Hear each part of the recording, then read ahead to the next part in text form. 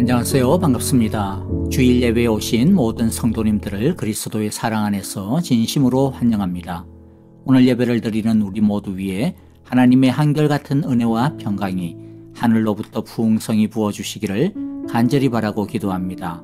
우리 예배를 시작하면서 주기도문을 찬양합니다. 우리의 예배 가운데 우리의 모든 삶과 인생의 걸음걸음마다 하나님의 나라가, 하나님의 뜻이, 하나님의 통치가 이루어 주시옵소서. 이러한 믿음의 고백으로 함께 찬양하겠습니다.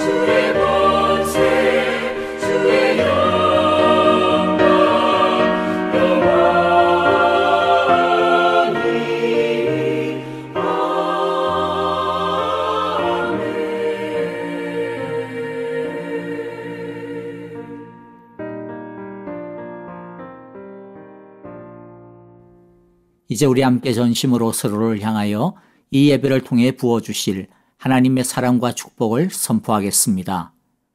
여호와께서 당신들에게 복을 주시고 당신들을 지켜주시며 여호와께서 당신들을 밝은 얼굴로 대하시고 당신들에게 은혜를 베푸시며 여호와께서 당신들을 고이 보시어서 당신들에게 평화를 주시기를 빕니다. 아멘.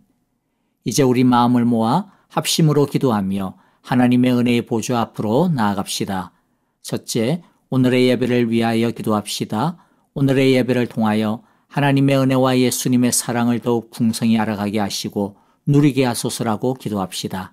그리고 하나님이 기뻐하시는 합당한 예배가 될 수 있도록 이 시간 진실하게 우리의 한 주간의 허물과 죄를 참여하며 기도합시다. 아프신 분들을 위해서도 짧지만 기도합시다.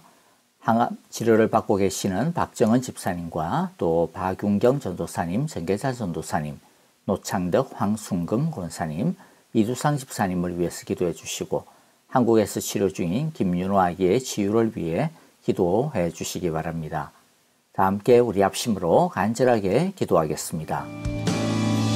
주의 날개 아래 주의 날개 아래 거하는 것 주의 임재 안에 거하는 것 나의 가장 큰 소망 나의 가장 큰 은혜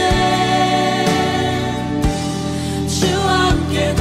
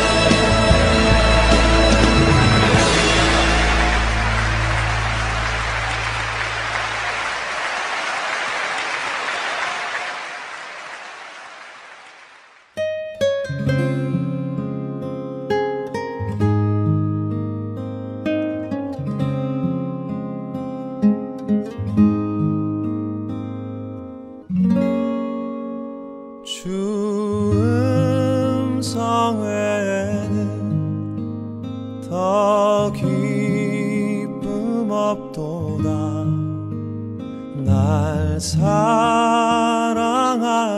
주 늘 계시옵소서. 기쁘고 기쁘도다 항상 기쁘도다 나 주께 왔사오니 복 주옵소서.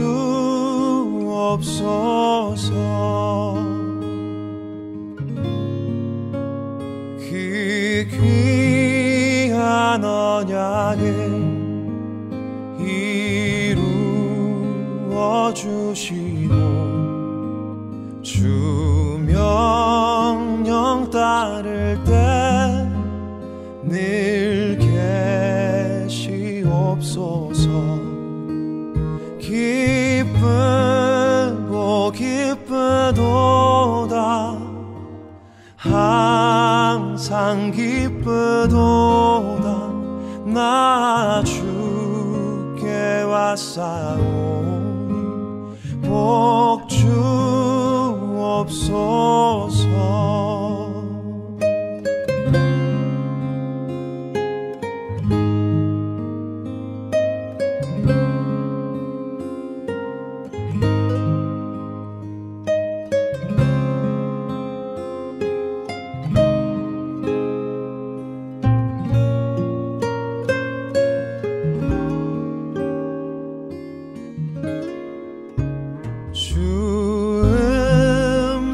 외에는 더 기쁨 없도다. 날 사랑하신 주 늘 계시옵소서. 기쁘고 기쁘도다 항상 기쁘도다 나 주께 왔사오니 복 주옵소서.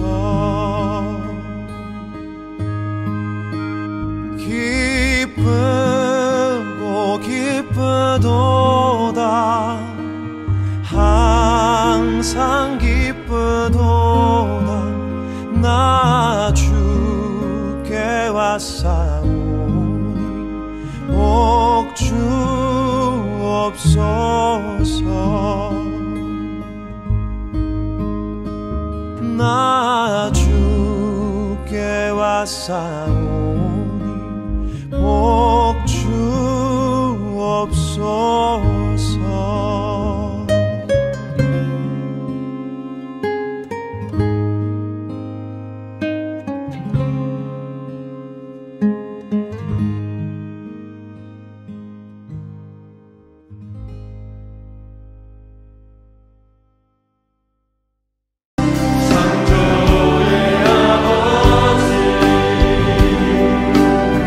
그 섭리 보이사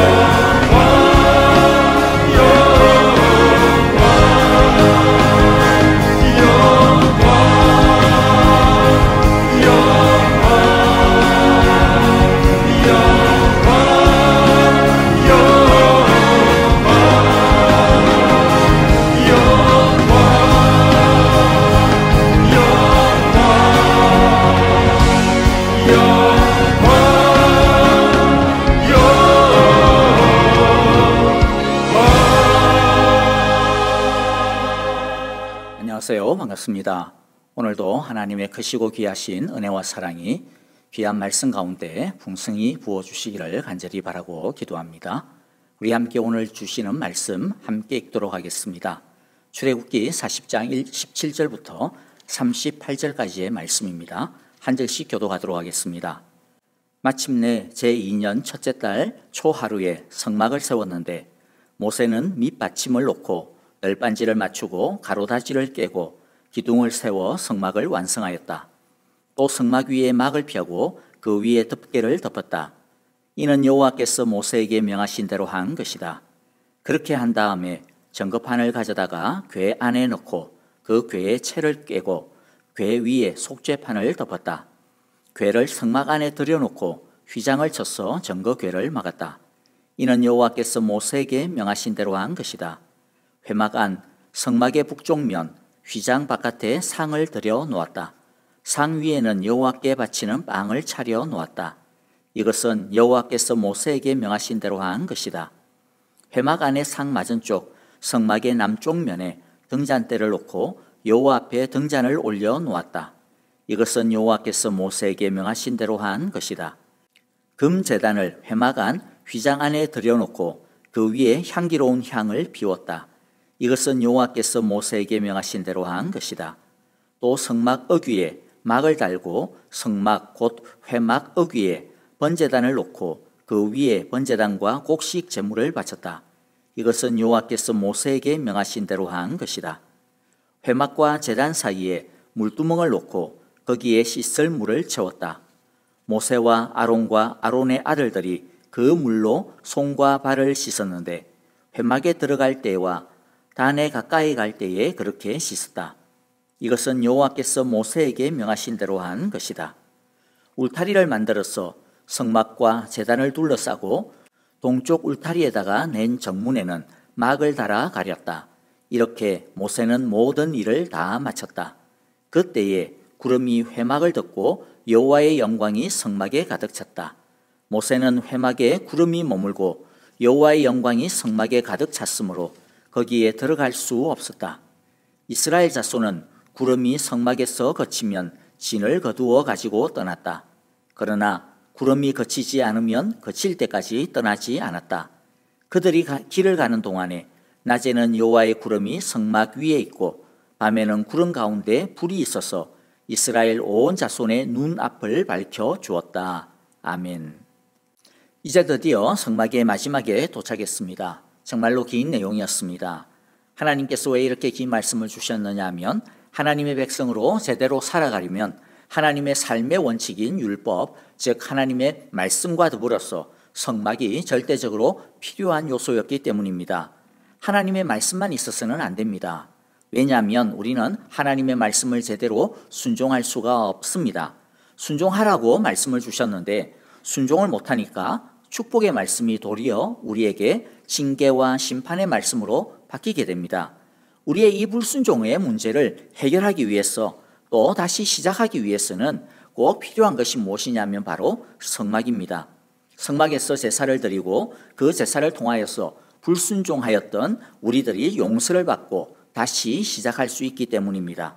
그래서 율법, 말씀만 있어서는 안 되고 이 불순종을 해결할 수 있는 성막이 반드시 필요한 것입니다.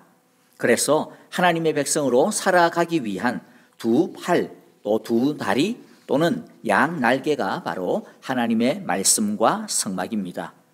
그런데 문제는 자꾸 우리 하는데 이게 진짜 우리와 무슨 상관이 있는가라고 하는 그런 생각이죠.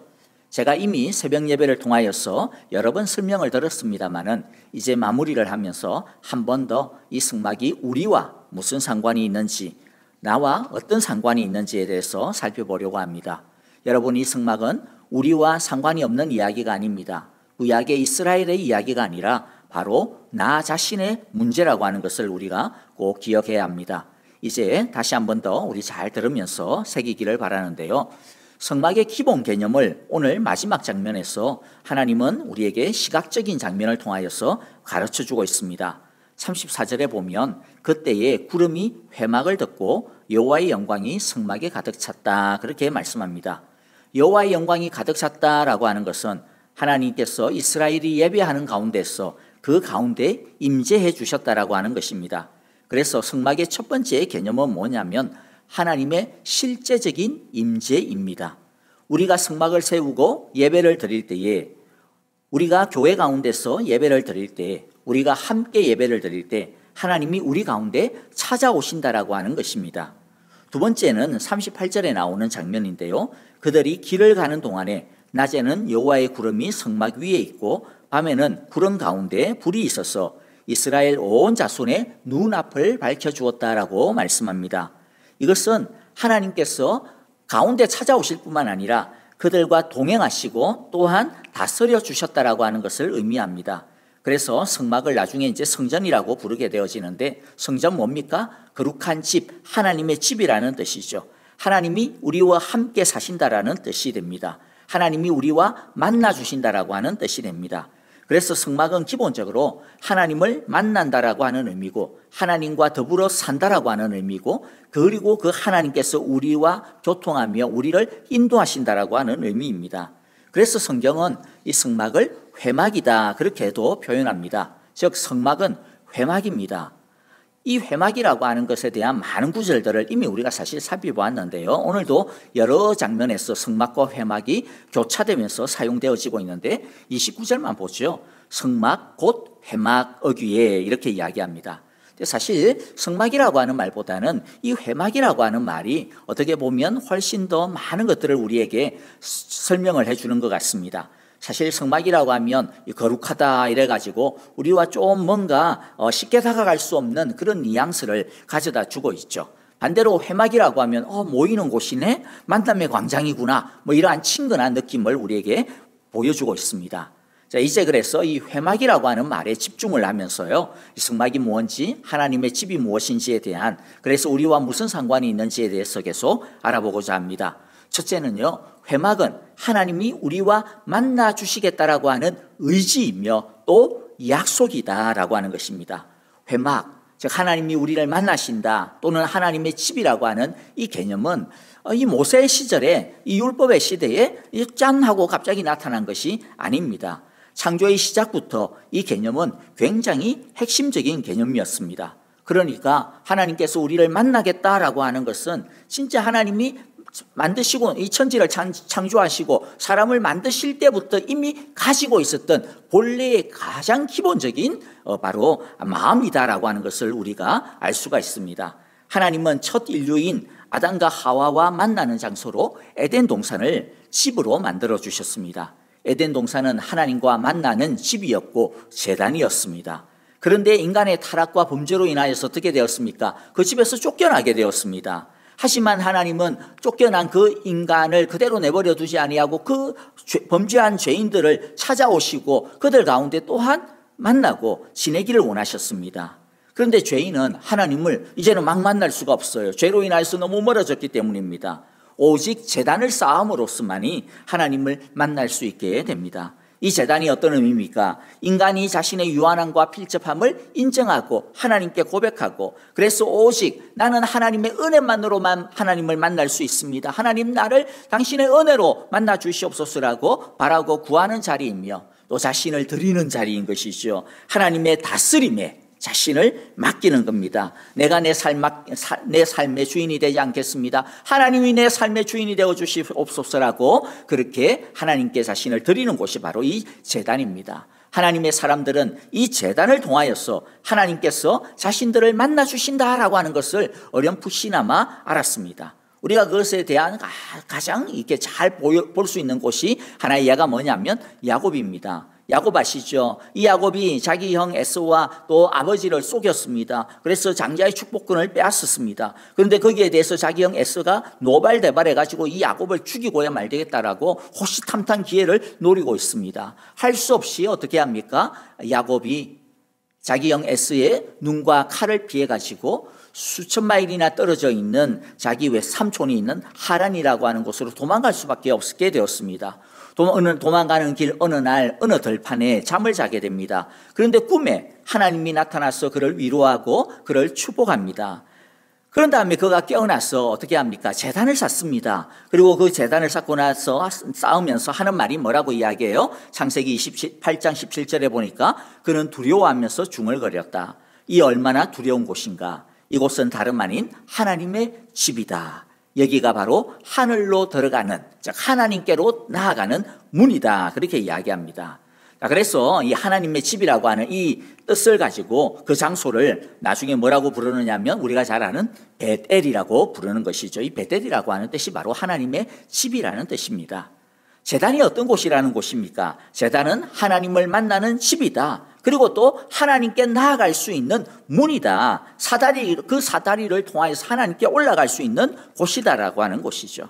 그러니까 오늘 우리가 보는 이 성막의 개념, 회막의 개념이 바로 고스란히 담겨져 있는 것을 우리가 보게 되는 것이죠. 그러니까 성막이나 회막은 이스라엘 사람만이 가지고 있었던 그런 독특한 예배의 개념이 아니라는 것이죠. 이것은 성경의 시작으로부터 흘러오고 있는 하나님의 마음이요 계획인 것입니다. 그리고 이것이 전부가 아니죠. 이 하나님의 마음, 죄인을 만나기를 원하시는, 그래서 죄인과 평화를 누리시기를 원하고 이 죄인을 만나고자 하시는, 이 죄인과 사랑을 나누고자 하시는 이 마음이 폭발적으로 나타난 곳이 무엇이냐면 바로 그 사건이 예수님입니다. 예수님은 자기가 진짜 성막이다. 내가 진짜 하나님의 집이다. 나야말로 진짜 하나님으로 들어갈 수 있는 문이요 사다리다. 그렇게 말씀을 하셨습니다. 요한복음 1장 14절을 보죠. 예수님을 무엇이라고 소개합니까? 그 말씀은 예수님이에요. 예수님이 육신이 되어 우리 가운데 사셨다. 우리는 그의 영광을 보았다. 그것은 아버지께서 주신 외아들의 영광이었다. 그는 은혜와 진리가 충만하였다라고 말씀하고 있습니다. 예수님은 우리 가운데 오셔서 죄인과 함께 사셨던 살아있는 성전입니다. 은혜와 진리가 충만한 성전이라는 것이죠. 예수님은 구약 성경에서 말하는 성전의 모든 것들을 다 이루셨습니다. 예수님은 자신이 친히 어린 양이 되어서 우리를 위한 속죄 제물이 되어 주셨습니다. 그래서 우리의 죄를 씻어 주셨고요. 또 뿐만 아니라 우리를 위한 화목 제물이 되어 주셔서 하나님과 평화를 누리게 하셨습니다. 예수님은 자신이 친히 대제사장이 되셔서 우리의 모든 연약함에 친히 동참해 주셨고, 그래서 우리를 위하여서 지금 하나님 우편에서 간구하고 계십니다.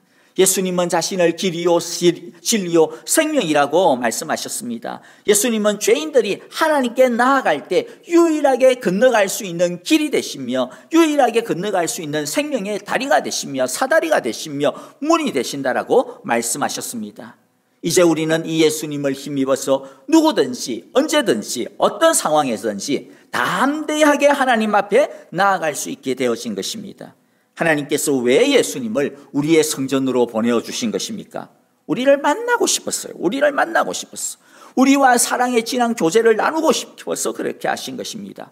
우리를 너무나도 가까이 하고 싶어하고 만나고 싶어하고 사랑하고 싶어서 사실 말이 안 되는 이 예수님 사건을 버리신 겁니다.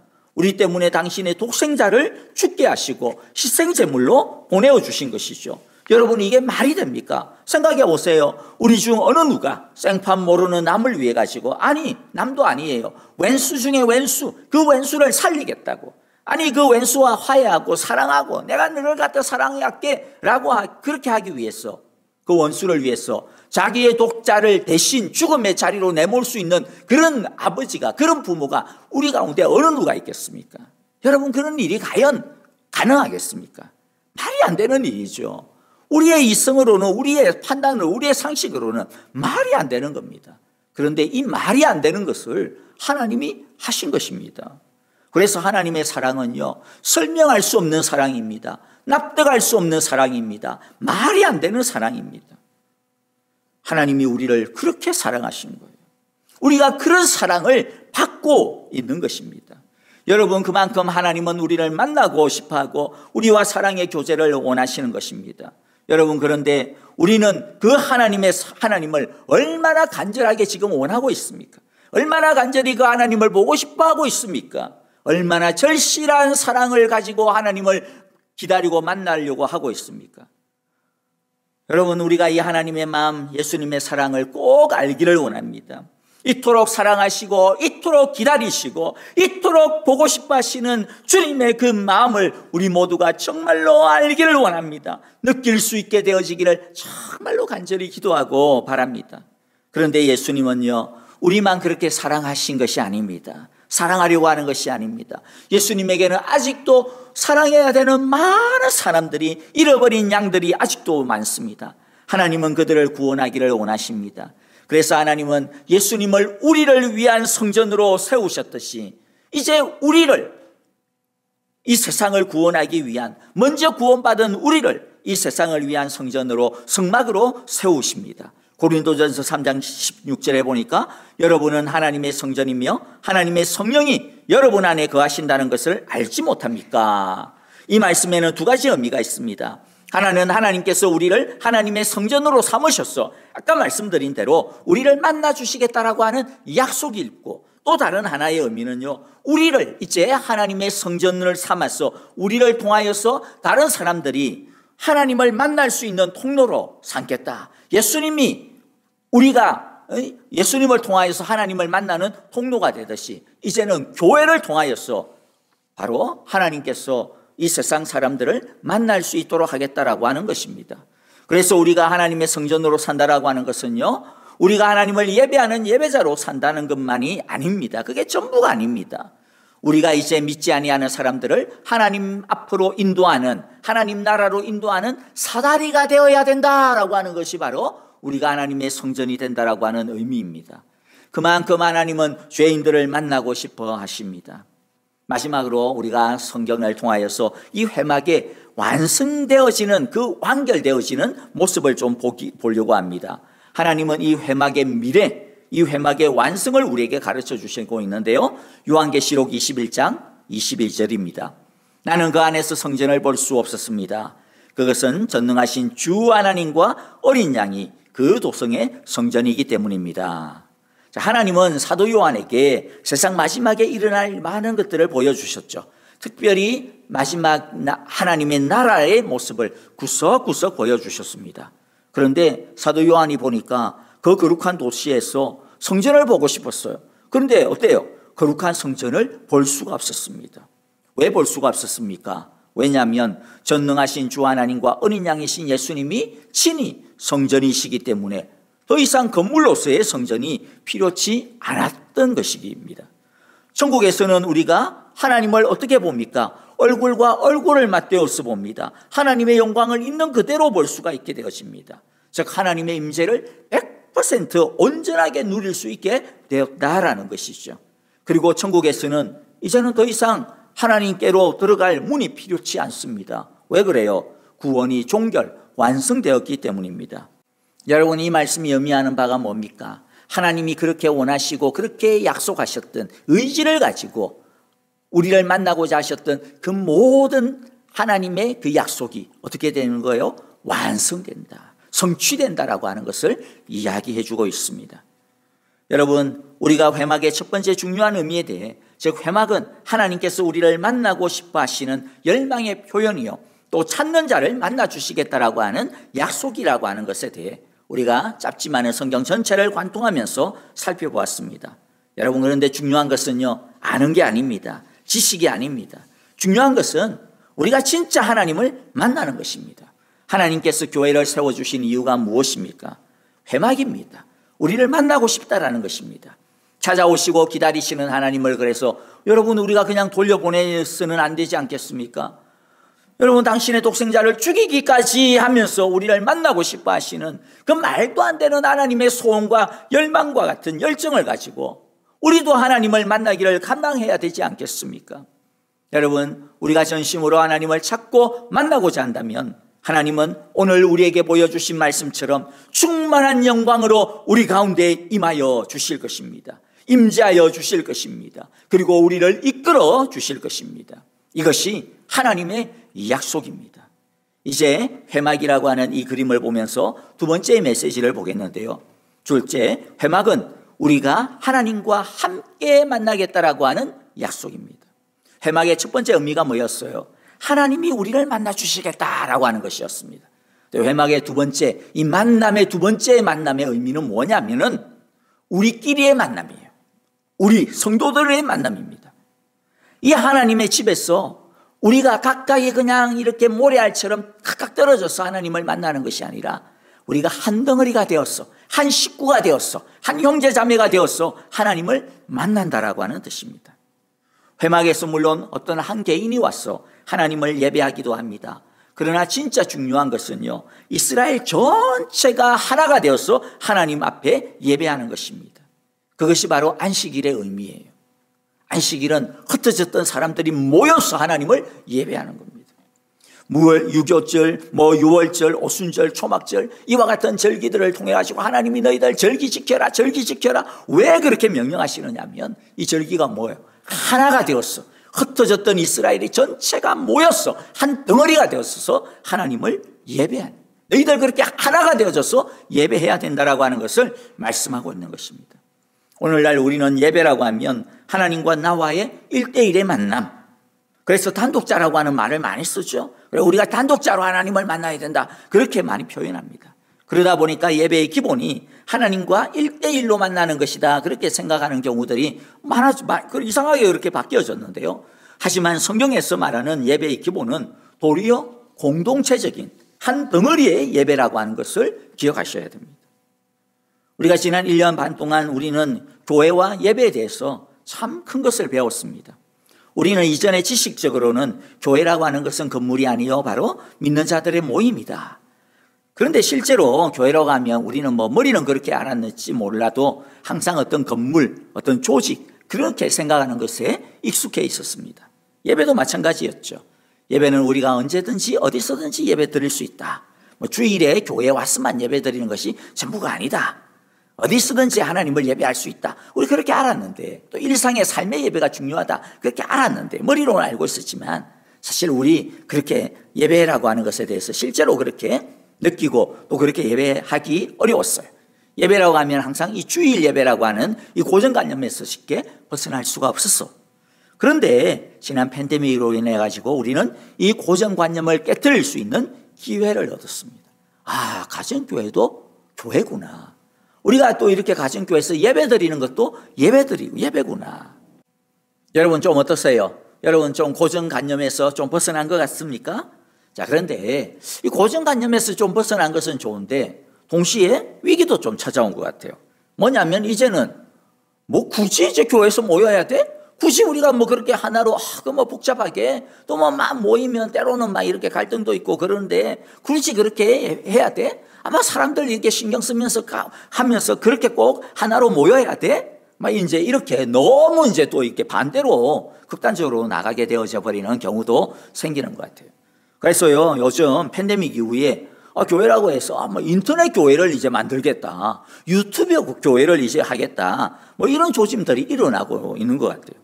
그리고 심지어 상당한 숫자가 인터넷 교회가 생기면 나 그런 교회에 가고 싶어, 거기 교회에 교인이 될래, 이렇게 하는 그런 비율이 의외로 많다라는 그런 조사가 있습니다.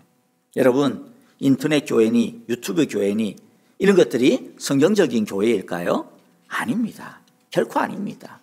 우리가 유튜브를 통하여서 인터넷을 통하여서 한 것 어떻게 보면요, 비정상적이죠. 비상적인 그런 상황 속에서 우리가 그렇게 모일 수밖에 없었던 것이죠. 그래서 목사님 그러니까 상황이 변하니까 변화하는 시대에 맞추어서 그런 것도 가능한 거 아니겠습니까? 그래서 온전히 그렇게 인터넷으로 예배 드리는 것도 가능하지 않겠습니까? 네, 여러분, 온전히 그렇게만 드리는 것은요, 성경적이지 않아요. 히브리서 10장 24절과 25절을 한번 볼게요. 그리고 서로 마음을 써서 사랑과 선한 일을 하도록 격려합시다.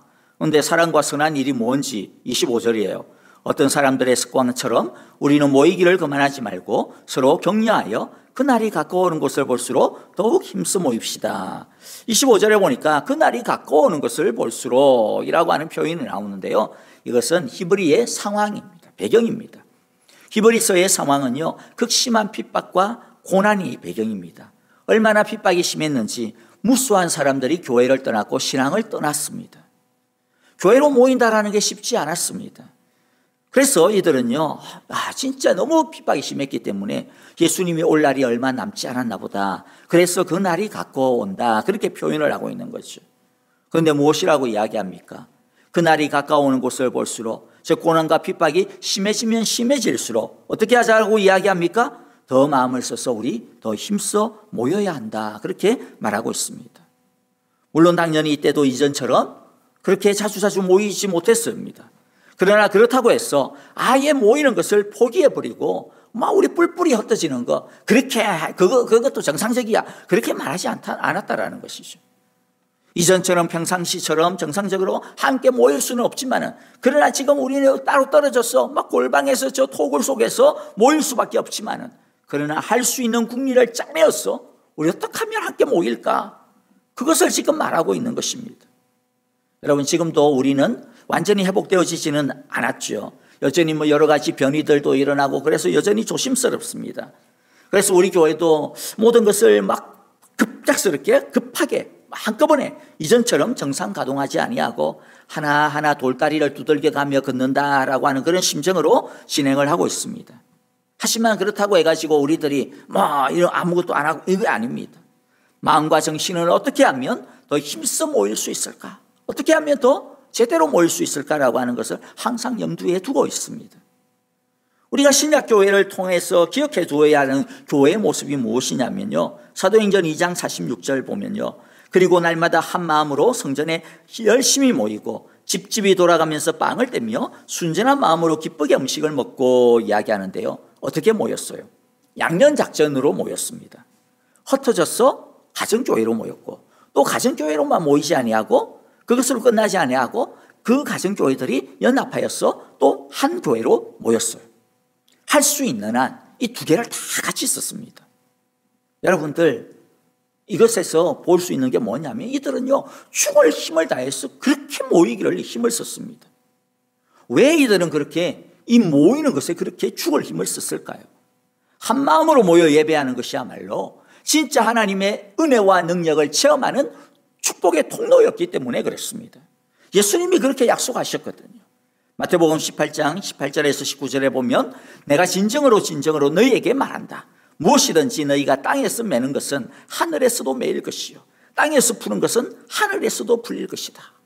여러분이 진짜 이거 한번 우리 식으로 이야기하면 어떻게 보면 만사형통이라고 할 수 있죠. 우리가 이러한 정말로 이러한 어떤 가정, 이러한 어떤 우리의 삶이 되기를 원하지 않습니까? 그런데 어떻게 해야 돼요? 19절 내가 진정으로 거듭 무슨 말이에요? 너 확실하게 강조해서 말한다라는 것이죠. 무엇을 강조해서 말합니까? 땅에서 너희 가운데 두 사람이 합심하여 무슨 일이든지 구하면 하늘에 계신 내 아버지께서 그들에게 이루어 주실 것이다. 두 사람이 합심하여 여기서 두 사람이라고 하는 것은 사람 둘을 이야기하는 거예요. 아닙니다. 한 덩어리가 되었어요. 한 마음이 되었습니다. 한 마음이 되었어요. 여러분 그래서 우리가 건강한 교회를 세우는 것이 그렇기 때문에 너무 중요한 것입니다. 건강한 교회를 세우자. 왜 그렇게 할까요? 그럼 교회 세워서 우리 한번 남들보다 우리 진짜 많이 모인다. 이거 자랑하기 위해습니까? 그렇지 않습니다. 건강한 교회, 즉 한 마음이 되어서 하나님을 예배하는 교회로 우리가 모일 때에 그게 다른 사람이 남이 하나님의 축복을 받는 길인 동시에 내가 하나님의 축복을 받는 그래서 우리가 함께 축복을 받고 우리가 함께 성장을 하고 우리가 함께 하나님께 영광을 돌리는 비결이요. 또 그것이 길이기 때문입니다. 그러므로 우리 모두 진짜 회막으로 모여야 됩니다. 진짜 회막으로죠. 여러분 모세가 우리가 앞부분에 말씀을 보면 어떤 장면이 있었어요. 모세가 회막으로 하나님을 만나러 갈 때에 온 이스라엘 사람들이 어떻게 했습니까? 다 자기 장막 앞에 있어서 자기의 처소에서 자기가 할 수 있는 그 예배 자리에서 모세가 가는 그것을 바라보면서 함께 한 마음으로 그 모세의 예배 자리에 동참했습니다. 함께 그 회막으로 들어간 것이나 마찬가지입니다. 그렇게 함께 한 마음으로 나아갈 때 어떤 일이 벌어졌습니까? 무너진 공동체가 다시 회복이 되어졌습니다. 금송아지 사건으로 말미암아서 무너진 하나님의 은혜가 다시 회복이 되어졌고요. 금송아지로 말미암아서 무너진 그들의 삶이 다시 회복이 되어졌습니다. 무너진 사회가 다시 회복이 되어졌다는 것이죠. 하나님의 큰 영광이, 이전의 영광보다 더 큰 영광이 그들 가운데 임하였고 모세 가운데 임하였습니다. 어떤 때 언제 그렇게 임하였습니까? 함께 한 마음으로 모일 때였습니다. 건강한 교회로 다시 회복되어졌을 때였습니다. 그러므로 우리 형제자매 여러분, 우리 모두 함께 하나님을 예배하는 진정한 회막, 건강한 교회, 그리하여 하나님의 능력과 은혜, 부흥의 역사가 가득 넘치는, 하나님의 임재와 영광이 가득 넘치는 우리 모두의 삶이 되시기를 간절히 기도하고 축복합니다. 우리 마지막으로 한 가지만 보면요, 우리가 이렇게 회막으로 제대로 세우려면 우리 뜻으로 안 해요. 뭘 어떻게 세웁니까? 절대적인 순종으로 세워야 된다라고 말씀해 주고 있습니다. 절대적인 순종으로 세워야 됩니다. 회막을 세우는 데 있어서 꼭 필요한 것은 하나님의 말씀과 뜻에 절대 순종하는 것입니다. 순종하지 못할 때 어땠습니까? 하나님께서 말씀 다 주셨는데 돌비 깨어졌습니다. 하나님의 계획이 산산조각 나버리고 뒤틀려버리고 말았습니다. 아무리 좋은 말씀이 있어도 그 말씀에 순종하지 않으면 그 말씀과 나는 아무 상관이 없었던 것이죠. 그런데 오늘 본문을 보니까 이 회막을 세우는 데 있어서 뭐가 계속 반복이 됩니까? 7번 반복이 되어지는 말씀이 있는데 그게 뭐예요? 여호와께서 모세에게 말씀하신 대로, 여호와께서 모세에게 말씀하신 그대로 세웠다라고 하는 것이죠. 7번이나 반복을 해요. 예를 들어서 32절과 34절을 한번 보세요. 그렇죠? 여러분, 7번의 이 절대적인 순종은요, 절대적인 순종입니다. 7이라고 하는 숫자는 거룩한 숫자, 절대적인 숫자, 완전한 숫자거든요. 그래서 이 7이라고 하는 숫자를 통해서 뭐예요? 이들이 온전하게 순종했다라고 하는 것을 보여주고 있는 것입니다. 이렇게 완전히 순종하니까 34절 뭐라고 이야기합니까? 그때에, 이렇게 절대적으로 순종하니까 그때에 하나님의 영광이, 여호와의 영광이 성막에 가득 찼다라고 말씀합니다. 우리는 모두 하나님의 영광이 넘치는 예배, 하나님의 영광이 다스리는 가정과 교회를 소망합니다. 그런데 하나님의 영광은 우리가 자발적으로 기쁨으로 하나님의 뜻에 따를 때에 일어난다라고 하는 것을 우리가 꼭 기억해야 할 것입니다. 그래서 우리는 어떻게 하면 하나님의 뜻에 맞는 교회를 세울 것인가, 이것을 추구해야 됩니다. 그래서 우리의 비전이 뭡니까? 우리의 비전은 너무 간단합니다. 그 말씀대로예요. 그래서 우리의 비전은요, 예수님이 명령하시고 보여주신 대로 살아내는 하나님 나라의 복음의 공동체가 되는 것이 우리의 비전인 것이죠. 이것이 바로 하나님의 뜻이요, 하나님의 마음이요, 하나님의 계획이요. 우리는 그 뜻을 따라서 우리의 교회가 우리는 어떻게 하면 예수님처럼 살아갈까? 예수님의 말씀을 따라서 살아갈까? 그래서 예수님이 보여주신 대로, 예수님이 행하신 대로 하나님 나라의 이 복음을 가진 공동체로 우리가 세워져 갈까? 그것이 저와 여러분들의 꿈이 되고 비전이 되어지기를 간절히 바라고 축복합니다. 말씀을 마무리합니다. 성전은, 교회는 회막입니다. 하나님이 우리를 만나고 싶어서 안달하듯이 우리도 하나님을 만나는 것에 안달이 나기를 바랍니다. 자기의 독생자 예수님을 죽음의 자리로 내몰 정도로 말도 안 되는 사랑과 열망을 우리에게 보여주셨습니다. 그리고 지금도 우리를 그렇게 부르고 계시고 기다리고 계십니다. 우리 모두도 하나님과 진한 사랑의 교제를 날마다 누리며 이 열망으로 가득 차서 주님을 사모하기를 간절히 바랍니다. 교회는 우리가 함께 한 마음이 되어 하나님을 예배하는 회막입니다. 부모에게 최고의 효도가 무엇겠습니까? 자녀들이 하나가 되고 화목한 것이죠. 우애 깊은 것이죠. 하나님이 우리에게 바라시는, 하나님에게 우리가 드릴 수 있는 최고의 효도도 바로 하나입니다. 우리가 서로 하나 되어서 하나님을 예배하는 것입니다.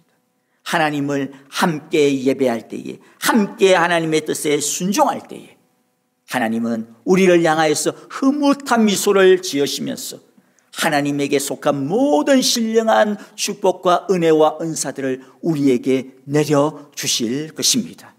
이 귀한 은혜와 사랑 가운데 우리 모두가 건강한 교회로 또 함께 지어져 가기를 간절히 바라고 축복합니다. 기도하겠습니다. 하나님 아버지, 오늘도 귀한 말씀을 통하여서 우리에게 교회의 비전, 우리의 신앙의 비전을 가르쳐 주시니 감사합니다. 하나님께서 우리를 만나기를 원하는 것처럼 우리도 하나님을 열렬하게 절실히 사모하며 주를 만나러 나오게 하여 주옵소서. 예배하게 하여 주옵소서.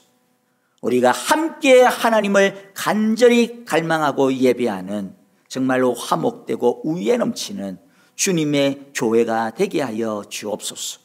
그리하여 여호와의 영광이 이 교회 가운데, 우리의 삶 가운데, 우리의 가정 가운데, 이 사회 가운데 가득 넘칠 수 있도록 주여 우리를 축복하여 주옵소서. 오직 주의 말씀에 자발적으로 순종하며 온전히 순종하며 한 걸음 한 걸음 어렵고 힘들지만 주의 뜻을 따라 걸어가는 우리 모두 되게 하여 주시옵소서. 이제는 우리 주 예수 그리스도의 크신 은혜와 하나님 아버지의 귀하신 사랑하심과 성령의 인도하시며 인치시며 우리와 늘 동행하여 주시는 그 풍성하신 은총이 이제 오늘 말씀을 따라서 주님, 나도 주님이 나를 사랑한 것처럼 나도 주님을 사랑하기를 원합니다. 간절히 갈망하기를 원합니다. 주님께서 우리에게 원하신 그 그림처럼, 그 말씀처럼 순종하여 하나 되어 한뜻 되어 한마음 되어 서로 사랑하며 하나님을 함께 예배하는 주님의 건강한 회막을 만들어 가기를 원합니다. 주님 기뻐하시는 사랑의 교회, 진실된 공동체를 만들어 가기를 원하옵나이다. 이렇게 기도하며 헌신하며 다짐하는, 함께 모여 예배하는 이 거룩한 제단 위에, 그리고 우리 온 사랑하는 가정 위에 주님께서 축복하시는 귀한 자녀들과 모든 생업과 일터들 위에 믿음으로 눈물로 기도하는 모든 눈물의 제단 위에 이제로부터 영원토록 함께 계시기를 축원하옵나이다. 아멘.